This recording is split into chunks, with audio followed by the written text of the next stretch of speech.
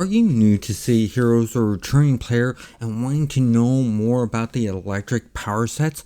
I'm Controlled Chaos, and in this video, we're going to cover just that. Let's get started.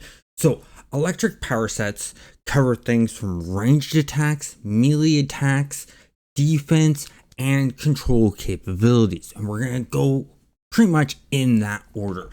Now, with the ranged abilities, you're shooting out lightning bolts and throwing balls of lightning and things like that, and really good at use of doing damage, but it has secondary effects, and these secondary effects are draining endurance. Every time you hit the enemy, you're draining them of endurance.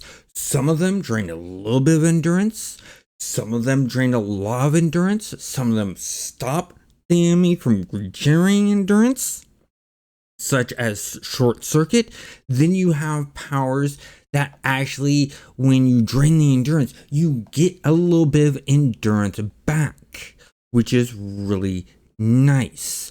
Now, it does have a hold in there, which is Tesla Cage, and it has a little bit of a pet called a Voltic Sentinel, which is nice. It follows you around. It cannot be attacked, which is good, but you also don't control it, but attacks anything nearby it. And that's really cool. Overall, the electric range capabilities are really great, because if you can get the mob down to 0 endurance, guess what? The mob doesn't attack you. Now, there is another secondary effect that electric blasts has, and that is that every so often you can cause them to be shocked, and they'll stand there jittering around, and it's sort of like a stun with the special effect for electricity, which is cool. Now let's talk about melee. With the melee, you're not shooting out electricity, but electricity's forming around your fists as you're attacking. And there are a few things that change with this, such as if you're doing the blaster, you'll get an electric fence, which basically is a root that holds them, and then tanks just get your regular brawls and punches, but they get some other things that are really cool, which is the fact that they get an electric field that they can put down around their feet to do damage around them. These attacks also drain endurance, and with the blaster one, you get power sink, which drains a huge amount of endurance. So if you use power sink with short circuit, you're going to drain a lot of mobs with endurance. So with that all being said, you get some really cool abilities. Oh, I forgot to mention something else with the electric melee. It does have some of the powers being able to short circuit or shock, should I say, the enemy, which does the same thing as the range attacks does. They jitter around and you see lightning sparking off of them and stuff like that. And it's really cool and fun to see, just like with the ranged ones, which is nice. And adds cool effect and feel to it. Now, with both of these having the ability to shock the enemy, adds in that lower threat capability, which is good. Now, when enhancing your electric, you want to do some accuracies, you want to do some damage enhancements. If you're really wanting to go into making sure that the enemy can't attack you or their enemy gets drained really quickly, stack on some endurance modifiers onto them.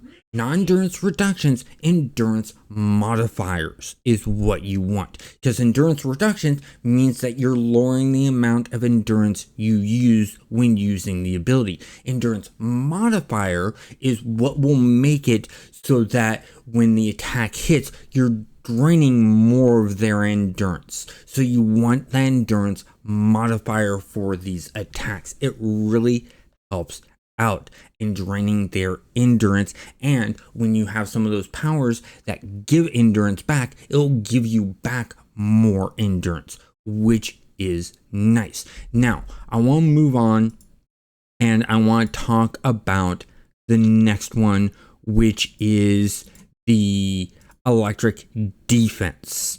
And so for the electric defense, you're using electricity around you to create a field of armor that protects you from physical damage, things like that. And that's where the lightning field that I was talking about putting a field around, around you, so, or down by your feet, so that when you're being attacked by meleeers, they are taking some damage.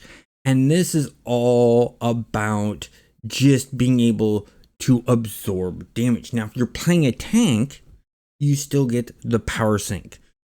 So, which is really nice, because in the primaries of the electric melee, you get a good ability that drains half the endurance and stuff like that and adds to it.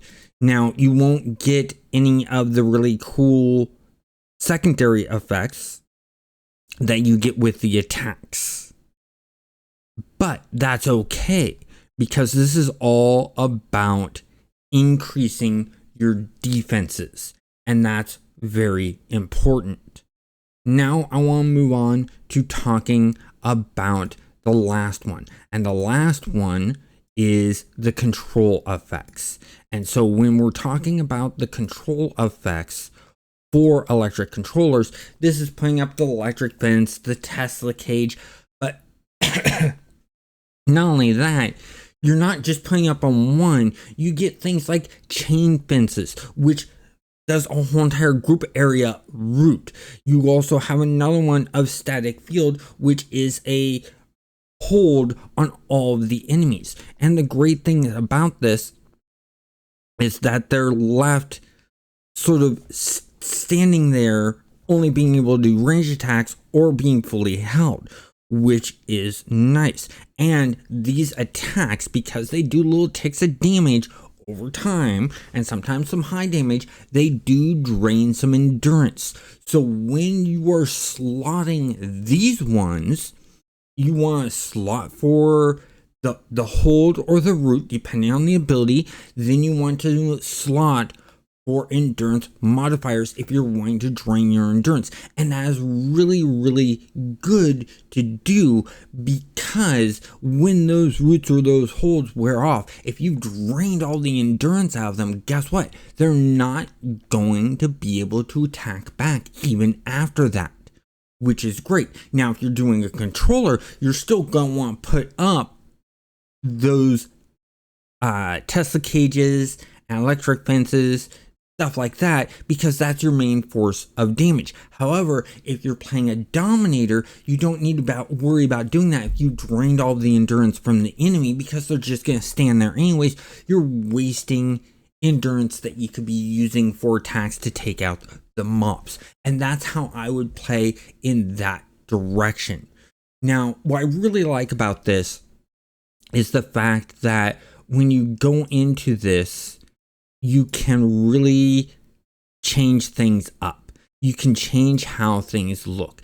So as you see here, I have a character, and if I go into the blast, you see it's basic colored blast. But if I go into light, you'll notice that the colors change. And I can change this around. I can make this that color, and this that color. So you're getting two colored effects that really separate out from one another, which is really nice. You can customize and do a lot with this, and there's a lot of variations based on the enhancements and how you slot them, because of the secondary.